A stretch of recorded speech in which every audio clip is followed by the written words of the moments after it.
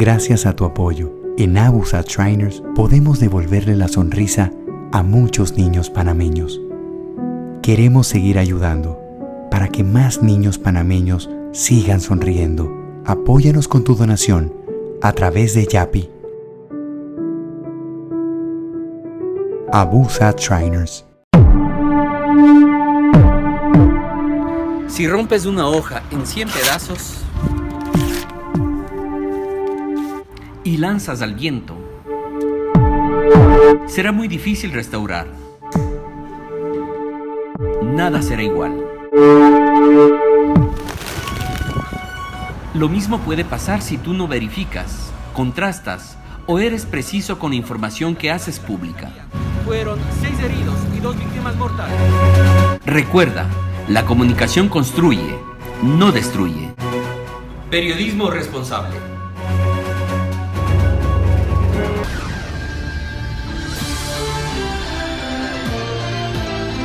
José Miguel comenta, con análisis, opinión, entrevistas, periodismo independiente, promoviendo los derechos humanos, con el periodista José Miguel Guerra.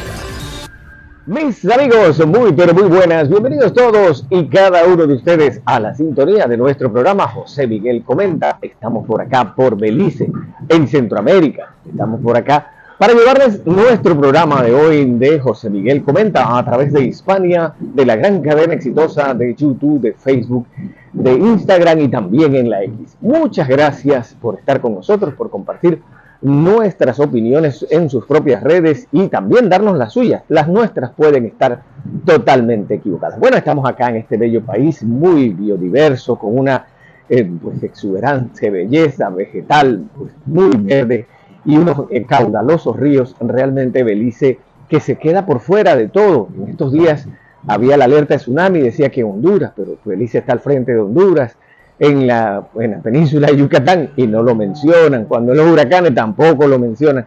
Tienen abandonaditos a los pobres beliceños. Pero estamos acá, realmente ya en muchos viajes que hemos hecho a Belice, en Centroamérica, y realmente el país que habla inglés, tiene aquí una base naval británica, siguen siendo parte de la Commonwealth, y desde los 80 que se declararon independientes, cuando los británicos los liberaron, pues ellos quedaron acá a la buena de Dios y realmente como país independiente, miembro de todos los organismos centroamericanos. Así que pues estamos por acá en Belice en razones laborales, pero queremos hacer nuestro programa y darles a ustedes pues las informaciones desde nuestro punto de vista, que puede estar totalmente equivocado. Pues ayer veíamos cómo seguían las manifestaciones. El lunes estaba la gente brava porque volvieron a cerrar 4 paños, después abrieron. Y no entienden la gente de Suntrack que el descontento no es porque ellos protesten, no, pueden protestar, pero lo que pasa es que haces el berrinche, estás en el supermercado y quieres que te compren el Gerber, y entonces haces el berrinche de niño chiquito porque quieres que todo el mundo se dé cuenta que tú estás protestando. Todos tenemos una manera de protestar y en democracia se utilizan todas las maneras, y como les decía, pues es en el aras de lo que es la no violencia, la no agresión, la protesta pacífica, realmente. Y para ser pacífico no puedo arengar, ni gritar, ni descalificar, ni andar haciéndome la víctima. Tengo que parecerlo, ¿no? Y entonces eso no lo entienden nuestros amigos de Suntrack y mantienen esa actitud de beligerancia irracional, radical, que pues da el traste con cualquier pensamiento que pueda tener uno de que ellos están haciendo las cosas en la debida forma. Y yo creo que ahí es donde debemos pensar todos que, bien, el presidente decía que se aprobaba en diciembre, que a principios de diciembre, 3 semanas de sesiones extraordinarias. Bueno, ya vamos mucho más allá de la mitad de febrero y todavía la metodología fue aprobada apenas el lunes. El martes empezaron por los bloques y así. Y se va a llevar su tiempo. Yo sí creo que hay que ponerle atención a lo de la gobernanza. Creo que no se le puede dar más poderes al director general de la Caja de Seguro Social mientras mantenga la dependencia de la Asamblea Nacional, tanto en el nombramiento como en los traslados de partida. ¿Por qué? Porque ellos van a seguir mandándolo. Primero tenemos una persona totalmente inexperta en temas de gobernanza gubernamental y que pues no tiene mucho acierto, no tiene mucho verbo, no es una persona dinámica y se cree todos los cuentos que le dicen. Entonces tiene a la Caja de Seguro Social en una desazón total y absoluta, y realmente pues no le vemos mayor capacidad. Entonces esas cosas de presentarme porque yo tengo los requisitos mínimos, también hay que verlo y hay que analizarlo desde todos los puntos de vista, porque es igual. Miren el desastre de los ministerios de salud. Poner médicos como ministro de salud ha sido un desastre. Los peores directores de la Caja de Seguro Social han sido médicos. El anterior fue un desastre. Se invirtió todo en infraestructura para no tener mantenimientos. El complejo hospitalario con todo oxidado, con un hospital de tercer nivel, pero con una infraestructura de casita bruja, de todo oxidado, de todo deteriorado. Y eso fue la administración pasada. Entonces la nueva sigue igual. Y los médicos, y que yo soy el director del complejo, ¿no? Su jefecito, ¿no? Su propia isla. Y yo no tengo que ver con eso, para eso hay un administrador. Y el administrador no se da abasto con una cosa y no se da abasto con la otra, porque todavía tiene que pasar por el visto bueno del director. En fin, esa gobernanza de la Caja de Seguro Social, ¿qué es lo que nosotros queremos? Buena atención, ya la pagamos por eso. Entonces hay que legislar para que no se pongan morones al frente de la institución, no se pongan médicos que vienen con revancha de que cuando no le tocó a él va a hacer ahora lo que tiene que hacer por su gente, por él, y venganzas. No, eso no debemos tenerlo en cuenta. Entonces una serie de situaciones de ese tipo que se vienen dando y que en este momento de discutir la gobernanza es importante que se tenga en cuenta y hacer encuestas. Ahí tienen los diputados cualquier cantidad de gente. Vayan y hagan encuestas con el público en la atención al asegurado, en las prestaciones de farmacia, en el riesgo profesional, cuánto demora en realidad pues la persona cuando pide la licencia de gravidez por maternidad, y ver todas esas cosas y analizarlas y ponerlas en el contexto que es el contexto real de lo que está pasando en la Caja de Seguro Social, y buscar el mecanismo para que el que vaya al puesto pues le dé la solución a la gente y lo atienda como debe ser, y no sea simple y llanamente uno más allí que va a cobrar el dinero, que no es gran dinero, perdónenme, pero no es gran dinero. $7,000 para tener un presupuesto de casi 8,000 millones de dólares, eso no es nada, y lo que uno tiene que penar allí pues 14, 16 horas diarias. Entonces yo creo que es un tema que pues tiene que ver con la gobernanza, y el otro, el de las propuestas del aumento de la edad de jubilación y las otras cosas que no están en el tapete en este segundo debate, porque fue aprobado sin eso en el primer debate, y tiene que ser presentado y tiene que ser reformulado y tiene que llevarse adelante. Entonces eso tiene que tomar mucho más tiempo para esas cosas, y de la forma que es el debate y la dilación y todo, aunque están en sesión permanente, van a tener que meterle calor si quieren que esto llegue antes de marzo, que lo veo muy difícil, porque como los carnavales son en Sandito marzo, eso es una semana antes, así que, y este mes ya pues está a menos de 10 días de acabarse, así que eso por ese lado. Por el otro lado, pues miren, cuánta plata se gastó desde la administración de Varela, que caímos en las listas, en la lista negra europea. Cuánta plata se gastó en cabilderos, viajes, de todo. Igual Laurentino Cortizo. Esta administración, uno de los primeros viajes que hizo fue a Europa, supuestamente pues a Macron, y a pedir y hacer. Y el lunes salió la noticia de que estamos en la lista negra de la Unión Europea. O sea, no se cuantifica, no se cualifica lo que se hace con el dinero del pueblo, y se sigue gastando. 6.5 millones de dólares se han gastado en abogados norteamericanos en la autoridad del canal. Y ahora esto, realmente, ¿qué es lo que está pasando con todas estas iniciativas? Que sí, si bien es para sacarnos de las listas grises, de las listas negras, y darnos, pues, sacarnos de eso, pero ayer veía una película en Netflix, una de Mel Gibson nueva, de una gente que llevaba a un preso, y el tipo dice, no, que están lavando el dinero en Panamá. O sea, todos lavan el dinero en Panamá. Y eso, pues, esa mentalidad, porque no se condena a ningún banco. No tenemos ningún banco condenado, no hay banqueros condenados. Salió la sentencia de los hijos de Rafael Guardia por lavado de dinero. ¿Y el banco qué pasó? ¿En qué banco metieron esa plata? Porque para lavar dinero tienes que meterlo en el sistema bancario. Entonces no hay bancos que salgan, pero los bancos sí nos están acabando. Entonces no hay seriedad en eso y pues poco o nada se hace porque no es el narco no es el que lava, el banco es el que lava. Y el narco necesita un banquero que lave el dinero. Entonces allí pues vemos que esa situación que no camina y que no tiene sentido que busquemos pues alternativas de estas onerosas que no nos están resultando porque la situación en nuestro país, sí, meten más controles, tienes que hacer más declaraciones aduaneras, tienes que hacer muchas más cosas para abrir una cuenta supuestamente, pero todavía no nos han explicado cómo una señora en un salón de belleza tenía una cuenta de $300,000 y la capturaron en Costa del Este. Y todos los narcos que han agarrado en Costa del Este con apartamentos, hipotecas y todo, ¿de dónde salen? De los bancos. ¿Y por qué no le preguntan de dónde salió ese dinero? ¿Por qué tenemos nosotros que estar penando en esa situación? Y así, pues, hay una serie de elementos que no nos permiten salir de allí, más allá de que adecuemos normas, pero siguen los bancos haciendo las suyas. Siguen haciendo de las suyas. Les comentaba el lunes que la gente está recibiendo de que se le duplicó la deuda de una tarjeta de crédito, te llaman a 3.000 horas, una persona estaba a punto del suicidio porque del banco de tus buenos vecinos están llamándolo a toda hora y le dicen que lo van a llamar más y la persona no es que no quiere pagar. El 60% de la población está desempleada informalmente. ¿Qué es informalmente? Destapar piedras para ver cómo hacemos un día. Entonces no es que la gente no quiere pagar, no hay con qué.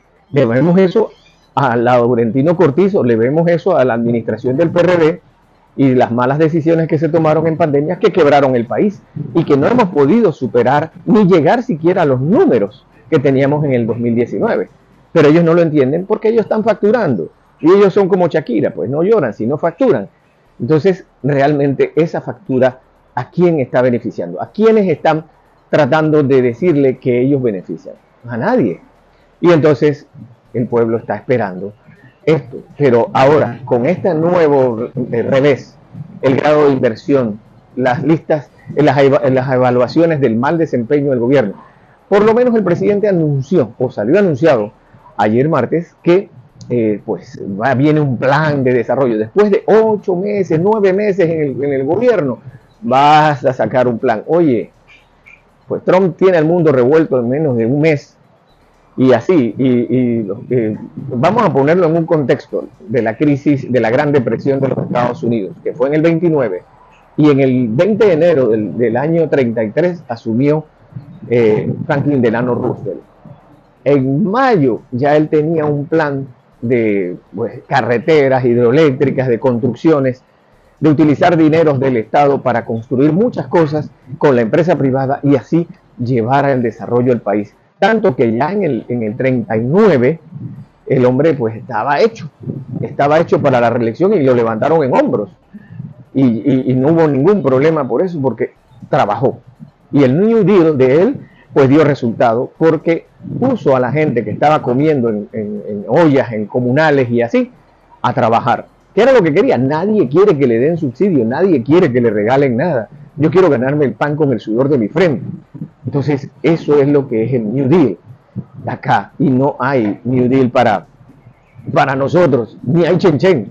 Hay chen-chen para los que están cerca del gobierno y para los viajes y los viáticos y para los magistrados de la Corte Suprema que viajan en primera clase, pero no hay chen-chen para el pueblo. Y no hay, miren, cuando venía aquí a Belice veía todos los atractivos que están formando. Mi primera vez en Belice fue en el año 2020 y he venido consuetudinariamente y me ha tocado ver el desarrollo de este pequeño país que es un Colón, un Bocas del Toro, una ciudad del Caribe. O sea, es una ciudad del Caribe como cualquier ciudad del Caribe. Y máxima pues porque tienen el problema de los huracanes y tienen todas estas cosas, techos bajos, todo. Pero realmente sus construcciones no me sorprenden porque no son construcciones contra huracanes. Son construcciones muy, muy normales como en todo, me imagino que muy reforzadas, pero han invertido y están modernizando sus carreteras, pocas, chicas, pero uno cuando camina y va por aquí, los carros que pasan son carros muy buenos, modelos americanos, carros grandes, Toyotas buenos, y así, y un flujo vehicular bastante grande. Y pues sigue en construcción, y acá pues se están reuniendo mucha gente para ver, comprar, tienen los callos de ellos son muy impresionantes, sus ríos son muy caudalosos, y están desarrollando el turismo de este país, su surfing es muy bueno. Me topé con un charter de Alaska, que vino, imagínense, Alaska, en el Pacífico, y lejano de Estados Unidos, vienen aquí en vuelo charter desde Alaska a buscar, no el calor tropical, porque esto no es calor, calor es nosotros. Ellos no venían a buscar calor, y están aquí, y vienen pues toda la semana 3 charters de Alaska, vienen para acá, de Canadá, y así pues. Entonces, en un aeropuerto que minutos más, minutos menos el de David, es el aeropuerto así pequeño, rural, y igual pues, lo que tienen es una enorme pista, pero me imagino que se la construyeron los británicos para sus aviones de carga y todo, con los objetivos militares. Afuera tienen un Harrier ya de exhibición ahí en el aeropuerto de acá, John Philipson, y así. Entonces, pues tienen mucha inversión y están logrando limpiar su bahía desde hace mucho tiempo. Ingenieros panameños vinieron aquí hace más de 15 años a la limpieza de la bahía de aquí de Ciudad Belice, y entonces pues tienen una proyección en su política, tienen todos sus partidos políticos y están como todos los problemas de las democracias, pero están desarrollando y están invirtiendo en el sector turístico. Están, miren, imagínense, tienen QR para aduanas, no tienes que presentar nada, te lo escanean del celular, te escanean la entrada, ellos todavía están un poquito más atrasados en eso, pero te escanean la entrada y la salida de migración. No tienen mucha gente en esos departamentos porque es un aeropuerto muy pequeño, súper pequeño, como David, David, por ponérselo así, es el aeropuerto de David, es un aeropuerto internacional, no podemos decir que es Howard siquiera. Entonces, realmente, cuando le llegan 2 aviones, se topa todo, pero sus vuelos internos son en avionetitas, no tienen líneas aéreas grandes internas, y pues el desarrollo que tienen es bastante bueno en ese aspecto de servicio, y pues como parte de una inversión hacia qué van a hacer, dónde se va a apuntar, es evidente, dominan el inglés. Es un país de habla inglesa, entonces aquí el desarrollo turístico está siendo impresionante, atrayendo a toda esa gente que pues quiere el calorcito de por acá, viene y se da su paseíto en muchas vertientes y están acá. Pero, ¿qué pasó con el nuestro? ¿Qué pasó con las cosas que hay en Panamá? ¿Qué pasó con lo que teníamos que dar para hacer eso factible? Nada, no ha pasado nada. Y yo creo que es importante que pues como país salgamos adelante, hagamos las cosas que se deben hacer para que en debida forma se pueda desarrollar el sector turismo, pero todavía 8 meses después no hay ningún plan. Los hoteles están ahí haciendo eventos de gobierno, no hay ninguna convención internacional que venga, más allá de las que pudieran por organismos ya designar a Panamá. Pero no hay eso, y hay una inversión. Están tratando de renovar el antiguo Hotel Marriott de allí de Campo Alegre, el otro hotelito también. ¿Pero para qué?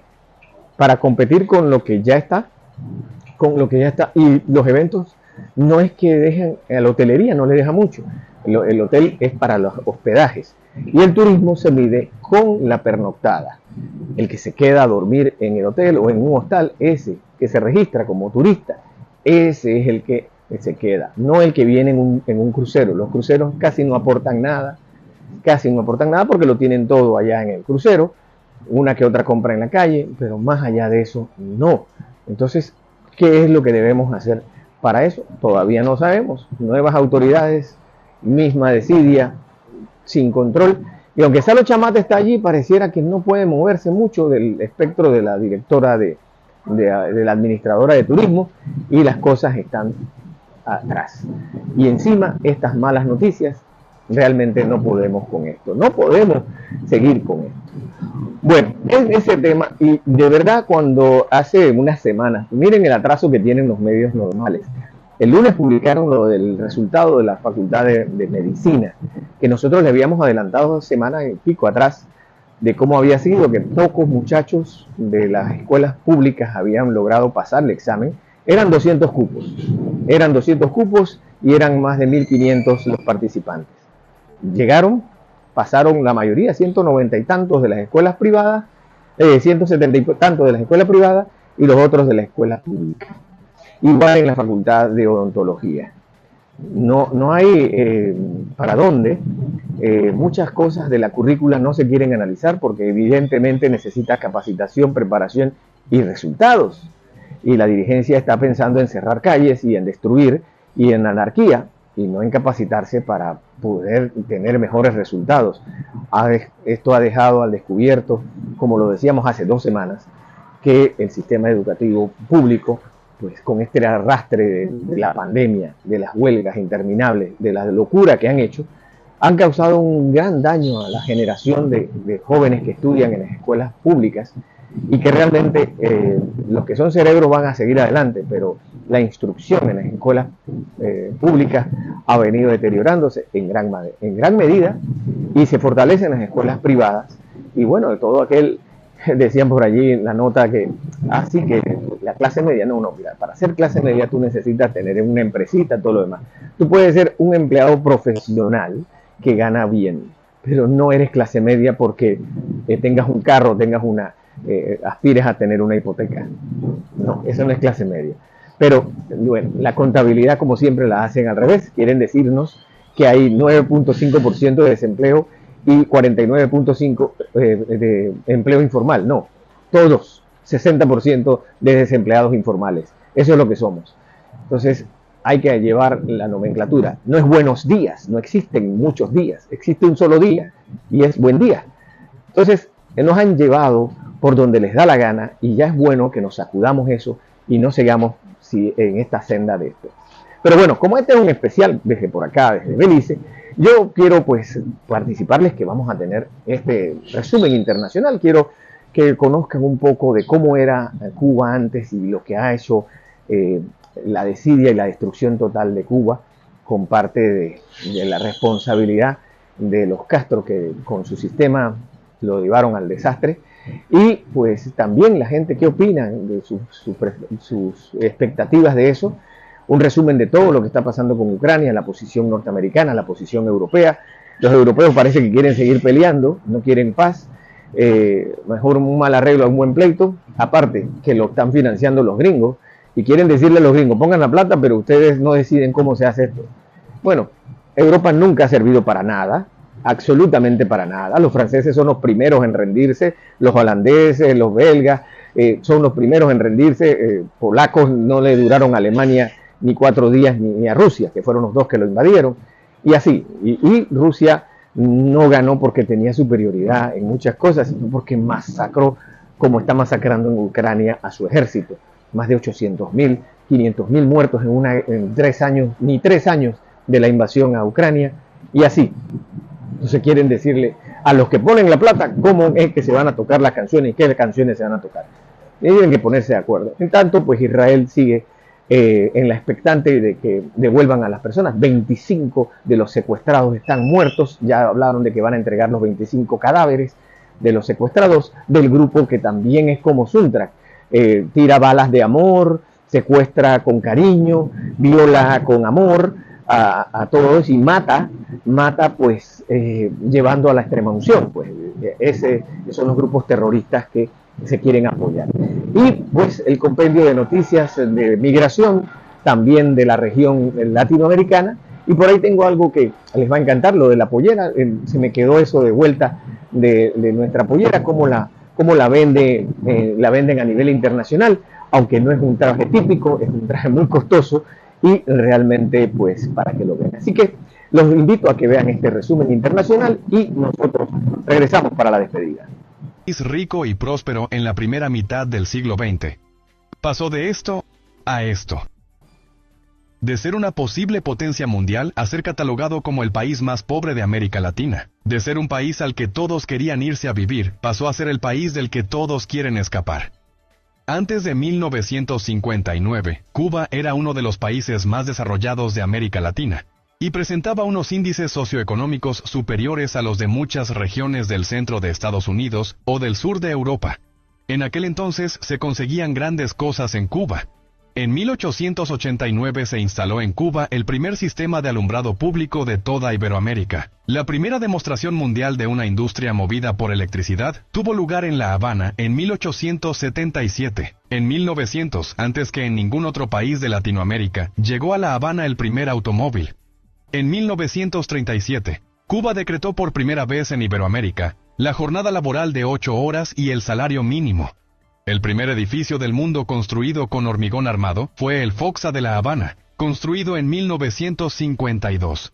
En 1958, Cuba era el segundo país del mundo en difundir televisión a color. A pesar de su pequeño tamaño y de tener solo 6,5 millones de habitantes en 1958, Cuba ocupaba la posición 29 entre las mayores economías del mundo. Tenía un futuro prometedor. Su economía crecía a toda velocidad gracias a industrias en desarrollo como la azucarera, donde llegó a ser el principal exportador del mundo. Hoy, puede que todo esto haya desaparecido. Puede que ocupe el último lugar en desarrollo económico. Que falte alumbrado público en pleno siglo XXI, cuando fue el primer país de Iberoamérica en tenerlo. O que ya no se produzca azúcar. Pero, ¿qué pasó para que sucediera esto? En 1952, Fulgencio Batista asumió el poder y estableció un régimen militar que cambió el rumbo democrático de la isla. Así, en 1958, Cuba sufrió un bloqueo armamentístico por parte del gobierno estadounidense, que entre otras cosas, sirvió a los rebeldes liderados por Fidel Castro para llegar al poder en 1959. Esta es una historia muy resumida de antes del 59, pero lo que nos interesa hoy es de aquí en adelante.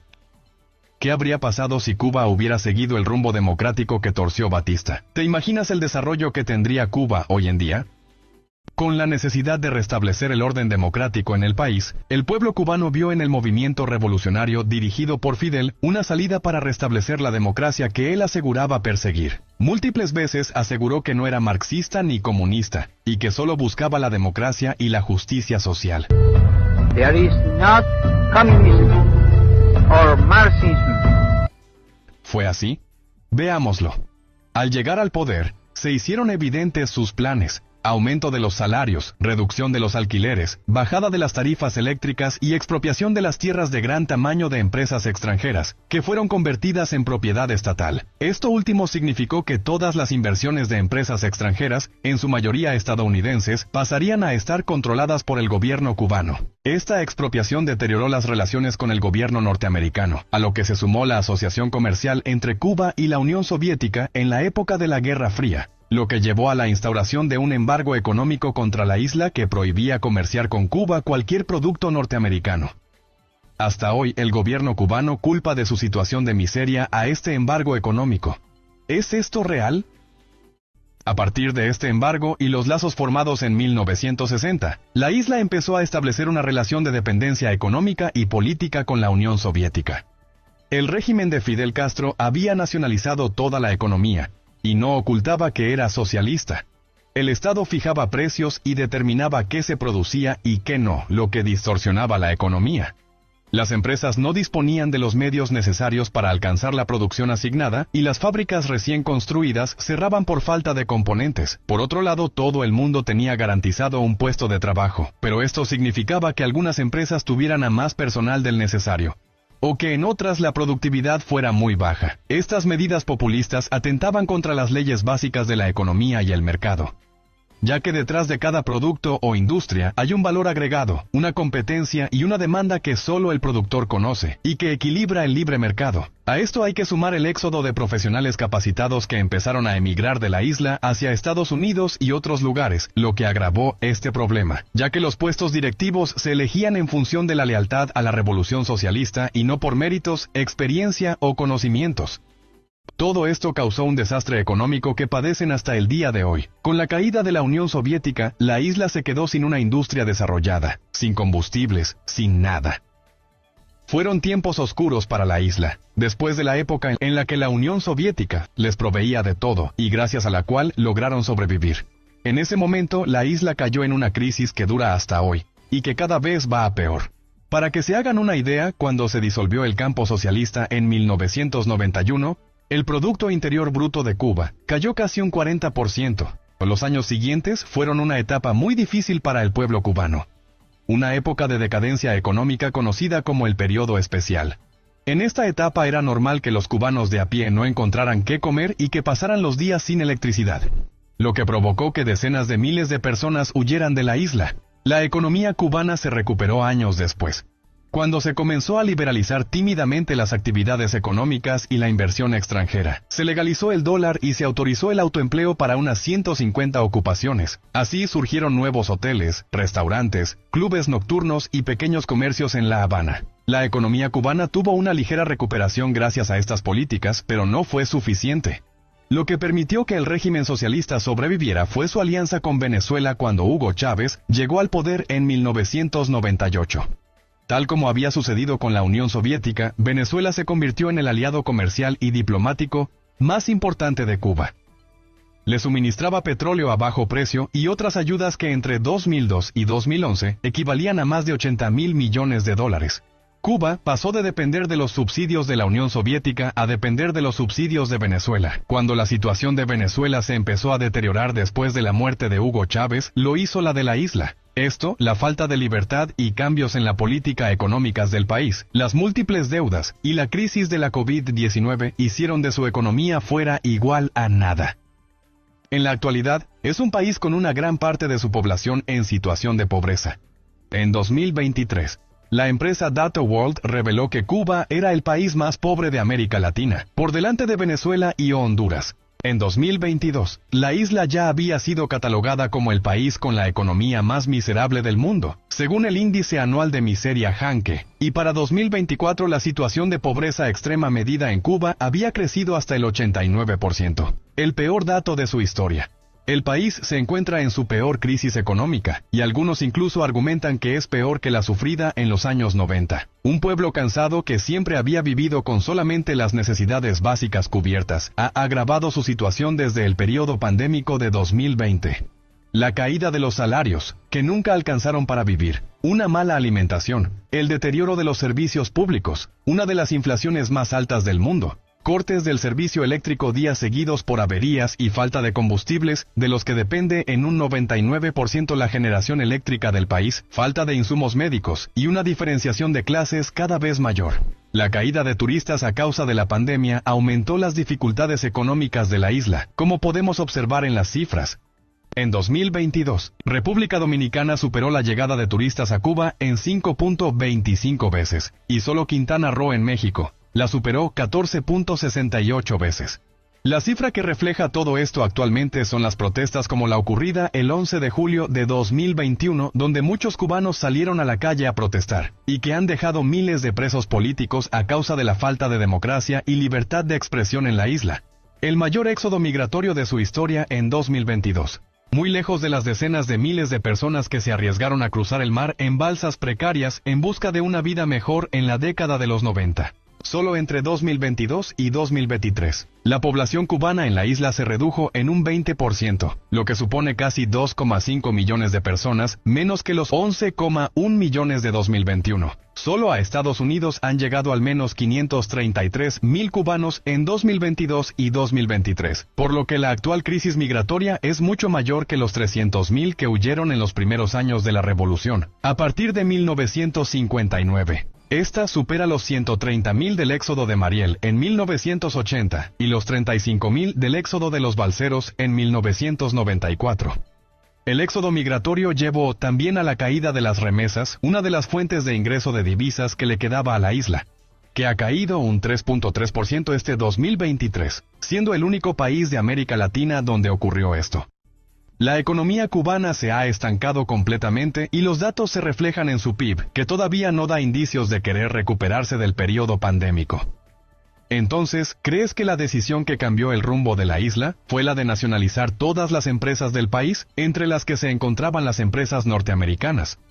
Esta decisión tuvo dos graves consecuencias. En primer lugar, destruyó la motivación y las aspiraciones de trabajadores y empresarios al eliminar el libre mercado y con él la capacidad de crecimiento y evolución económica. En segundo lugar, se convirtió en enemigo de su mejor socio comercial por poder y cercanía, Estados Unidos, y pasó a depender en gran medida de lo que sucediera con la Unión Soviética. No mentiríamos si dijéramos que Cuba estaría mejor sin el embargo, pero culpar al embargo y no a las políticas socialistas establecidas en 1960 que duran hasta hoy, de la situación actual de miseria de la isla, es un gran error.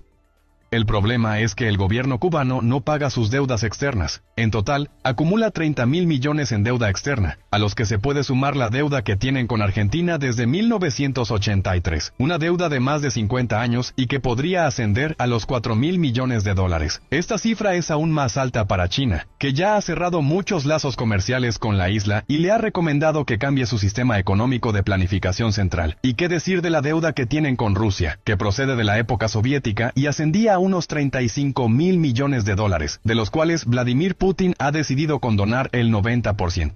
Esta gran deuda y un sistema productivo tan atrasado que no puede producir los bienes que el mercado internacional necesita, y de producirlos, tampoco podrían competir con empresas internacionales. Aún así, el embargo es la excusa que el gobierno cubano lleva décadas utilizando para esconder los fracasos de su política económica. La misma política que arruinó a Venezuela, el país con las mayores reservas de petróleo del mundo, y que hoy se encuentra en una situación muy similar a la de la isla.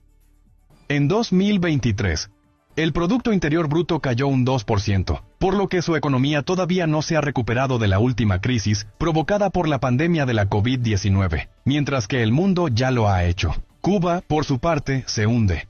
Todos los datos económicos son alarmantes. Desde 1980, la producción industrial del país ha caído un 60%, una caída que no deja de aumentar y que se extendió a todos los sectores económicos. En un país que fue el primer exportador de azúcar del mundo, la producción ha caído de 8 millones de toneladas en 1985 a apenas 350.000 toneladas en 2023, lo que no alcanza ni siquiera para el consumo interno, llegando a tener que importarla.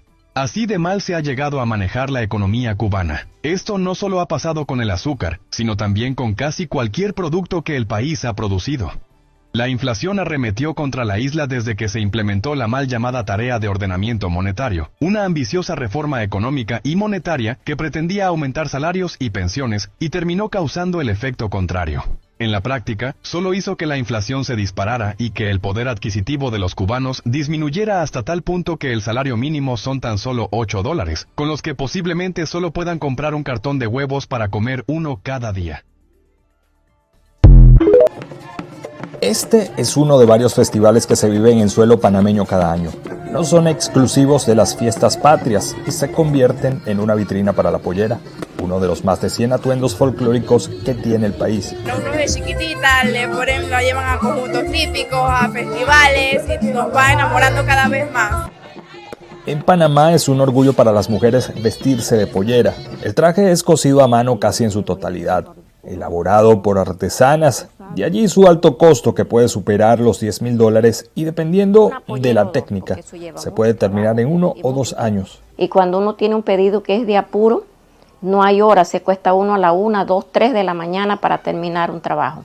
Esto no tiene horario, esto es todo el día. Si uno quiere sacar una pollera en 6, 8 meses, hay que coser todos los días y casi todo el día. Expertos temen que la tradición de la pollera desaparezca.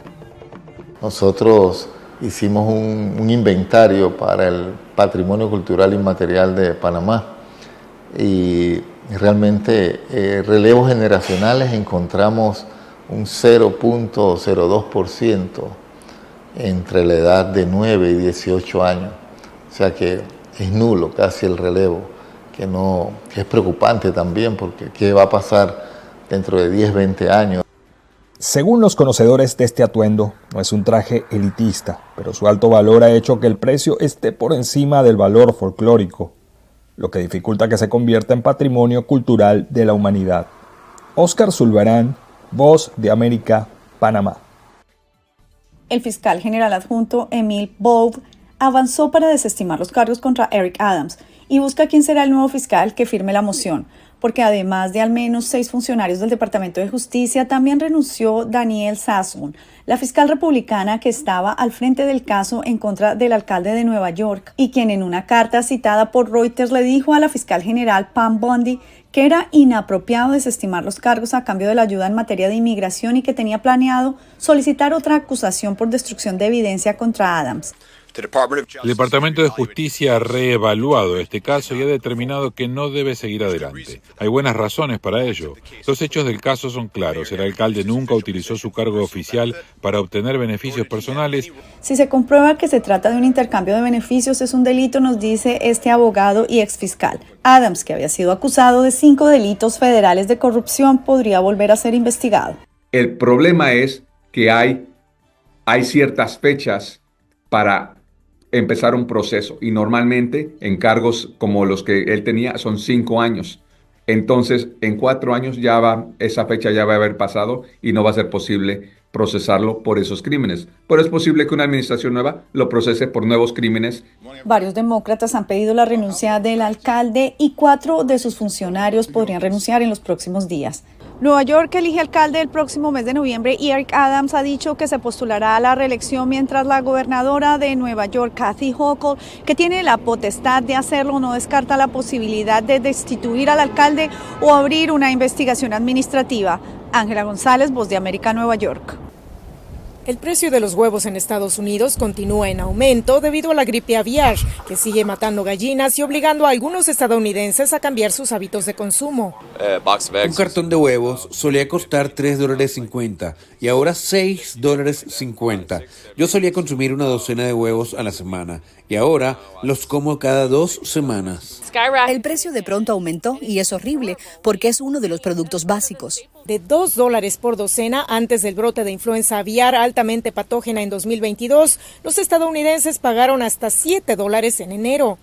Los minoristas que compran los huevos al por mayor empezaron a pasar los aumentos de precio al consumidor. Para estabilizarlos, se necesitará controlar la gripe aviar. Luke no espera que suceda a corto plazo. El Departamento de Agricultura estima que el precio de una docena de huevos aumentará hasta en un 20% en 2025 comparado a 2024. La Junta Estadounidense del Huevo dijo a la BOA que la demanda sigue alta, pero reconoció la disminución de ciertos suministros y el incremento de precios. El granjero George Terwilliger ve una oportunidad para generar ingresos. Si encuentro gallinas saludables, quizás duplique o triplique el número de nuestra bandada. Veo una oportunidad para los pequeños negociantes. Pero predice que eventualmente los grandes productores de alimentos lograrán proteger a sus gallinas de la gripe aviar y que los precios de los huevos disminuirán. Verónica Valderas Iglesias, Voz de América, de La Plaine, Virginia. El secretario de Estado estadounidense aterrizó este lunes en Riad, segunda escala de su primera gira en el cargo a Oriente Medio. Una visita considerada clave tanto para la crisis en Gaza como para las esperadas negociaciones en aras de poner fin a la guerra en Ucrania.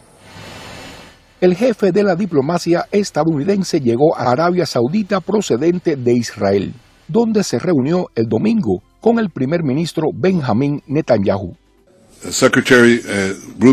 El secretario Rubio y yo hablamos sobre la audaz visión del presidente Trump para Gaza, para el futuro de Gaza, decía Netanyahu.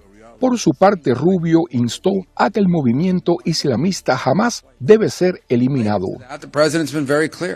El presidente ha sido muy claro, Hamas no puede continuar como una fuerza militar o de gobierno, mientras se mantenga como una fuerza que pueda gobernar, administrar o amenazar mediante el uso de la violencia. La paz se hace imposible, deben ser eliminados, deben ser erradicados, afirmaba Marco Rubio.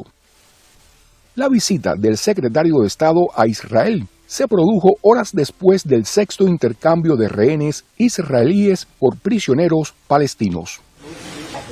La agenda de Marco Rubio en Riad busca reafirmar el compromiso de Estados Unidos con sus aliados árabes, instar a los líderes saudíes a presentar una visión para la reconstrucción y el gobierno de Gaza tras el conflicto actual, y sentar las bases para el comienzo de las conversaciones en aras de poner fin a las hostilidades en Ucrania. la próxima escala del jefe de la diplomacia estadounidense en esta su primera gira en el cargo por Oriente Medio serán los Emiratos Árabes Unidos. Luis Guardia, Martín Noticias.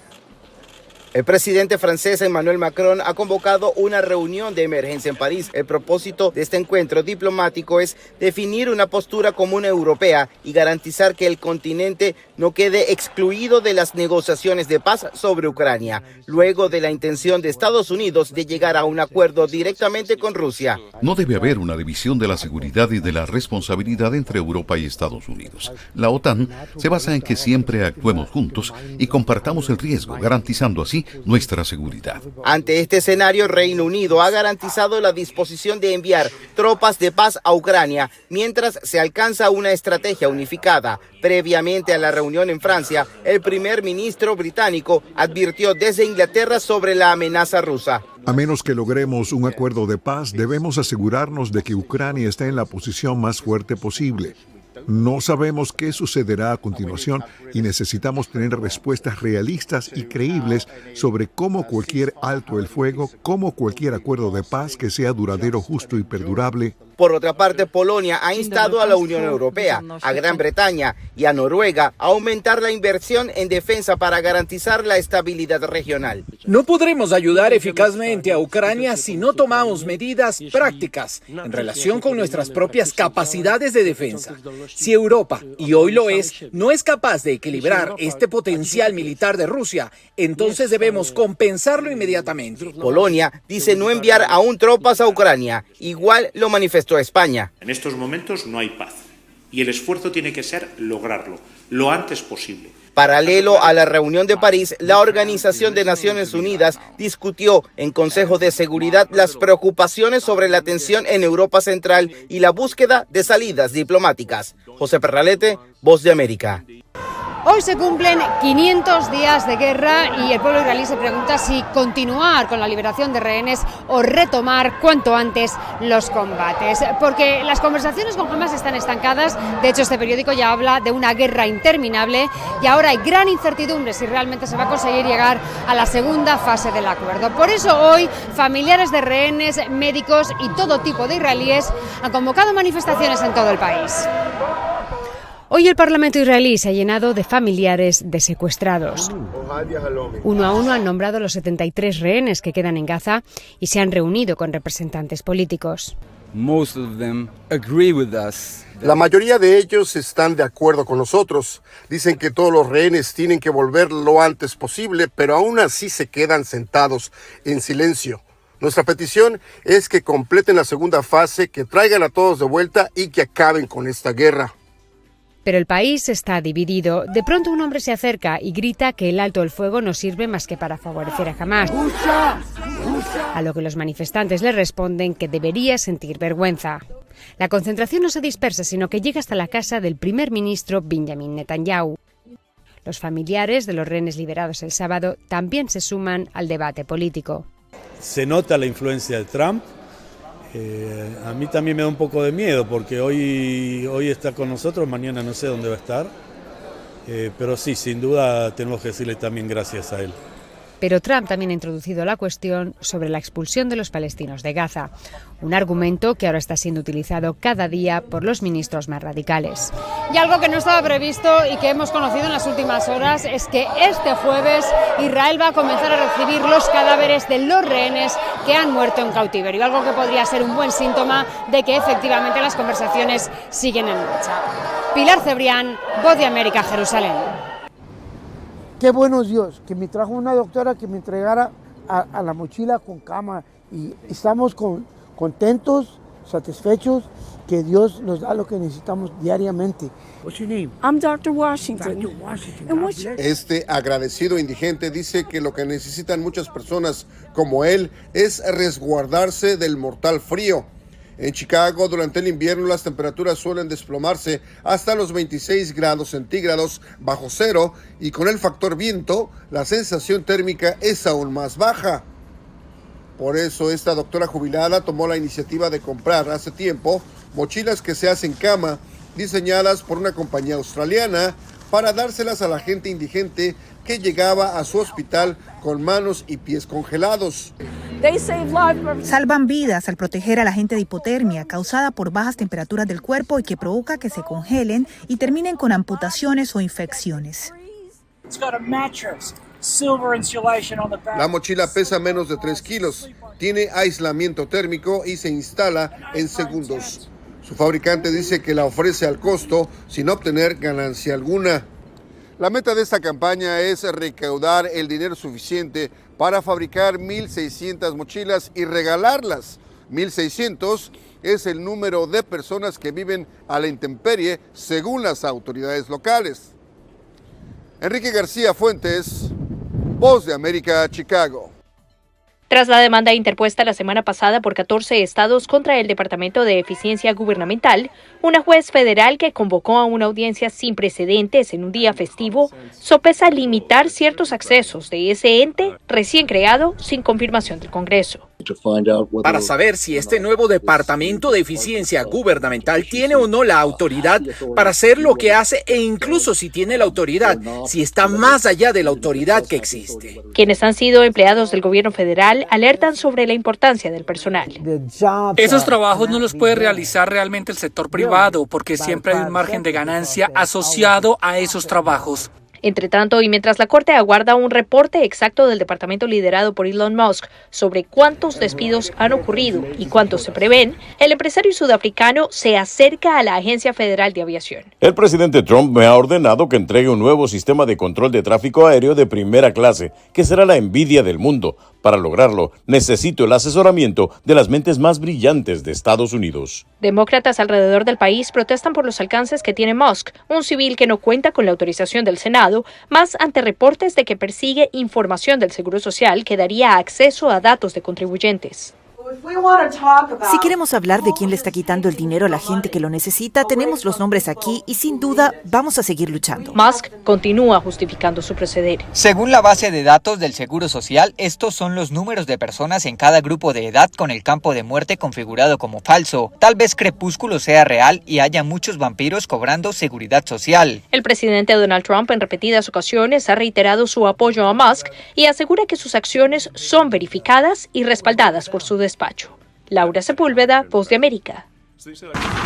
Filas kilométricas de tractocamiones esperando cruzar la frontera y un caos vial ocurren en Tijuana desde hace varios días. Están renovando el sistema de la aduana, entonces el procedimiento está como a la antigua. El gobierno mexicano está actualizando su sistema informático para procesar exportaciones, pero no anticiparon el impacto que retrasa el cruce de tractocamiones hasta 10 horas. Otros no alcanzan a pasar a California con sus mercancías. Mucho tiempo de retraso, tanto como para nosotros como choferes, tanto como para la empresa que trabajamos.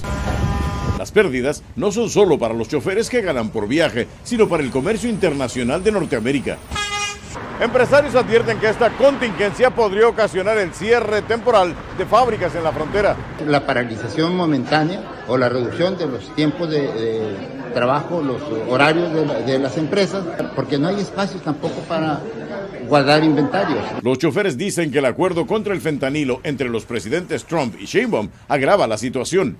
Todo empezó con Trump, con sus aranceles, y la presidenta pues mandó traer todo el ejército y ha habido una inspección minuciosa. Problemas similares se reportan en Reynosa y Ciudad Juárez. Se unieron las dos cosas, lo de esta contingencia y con lo que está haciendo ahora sí que la Guardia Nacional. Desde el sexenio pasado, las aduanas en México son operadas por militares. Vicente Calderón, Voz de América, Tijuana.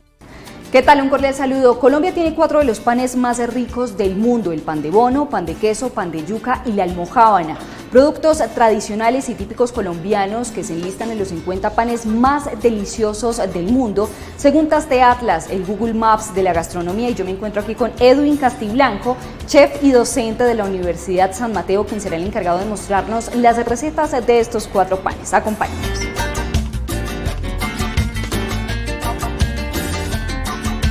Profe Edwin, entonces, ¿cuál es el primer plato que vamos a hacer y cuáles son los ingredientes? Vamos a elaborar un famoso pan de bono, un producto típico del Valle del Cauca, también conocido como pan del bueno.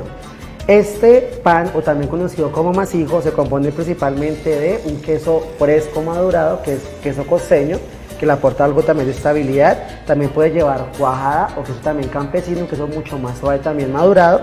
Lleva almidón de yuca y hay que humedecer esta mezcla con leche para que también le aporte algo de estructura también al pan de bono.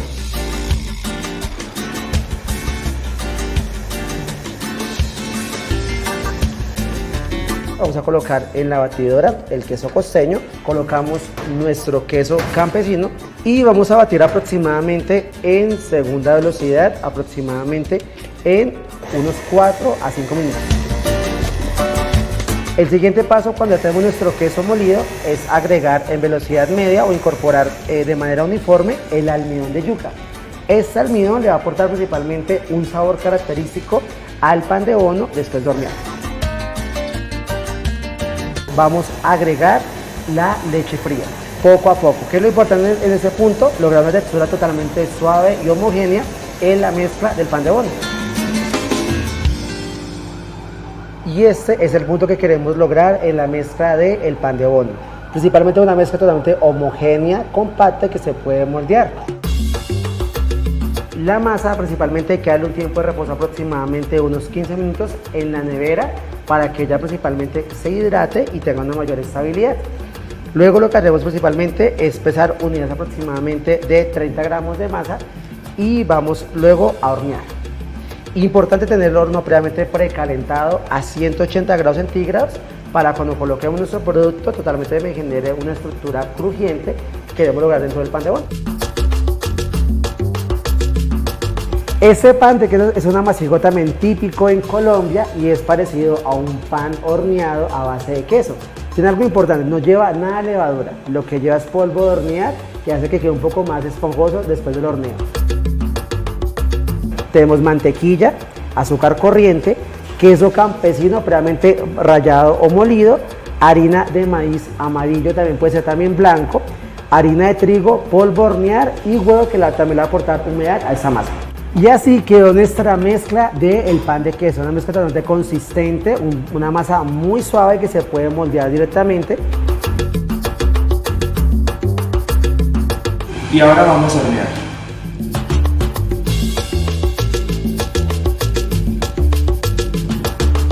El pan de yuca es un tipo también de amasijo que se compone de queso costeño, también puede ser cuajada y queso campesino.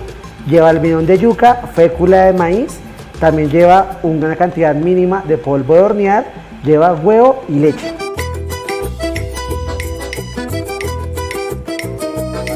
Y terminamos nuestra experiencia de amasijos colombianos con algo típico en Colombia que son las almojábanas, también conocido en otros lugares como almojábana, un pan de queso. Esta almojábana se compone principalmente aquí en Bogotá de queso campesino, previamente rallado y molido. También lleva 3 tipos de harinas, lleva harina de maíz blanco, harina de trigo, almidón de yuca, polvo para hornear, azúcar y huevo. Lo primero que haremos para nuestra almojábana es, vamos a mezclar muy bien el queso. La clave de esto es darle muy buen amasado al queso, para que no se vaya a cuartear en el horneo. Y después de moldear nuestras almojábanas, los llevamos al horno por 180 grados por 25 minutos.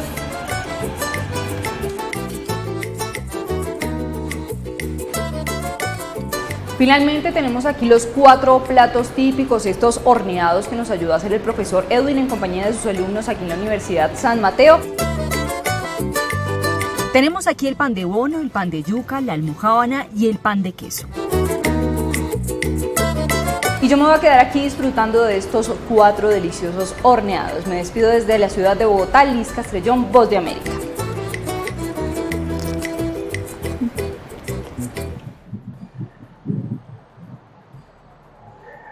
Mis amigos, muchas gracias a todos ustedes por su amable sintonía. De verdad les agradezco a todos y disculpen ustedes, pues como andamos por acá de manera informal presentándoles nuestro programa. Así que agradecido por su sintonía y si el Señor así me lo permite, espero regresar con ustedes mañana.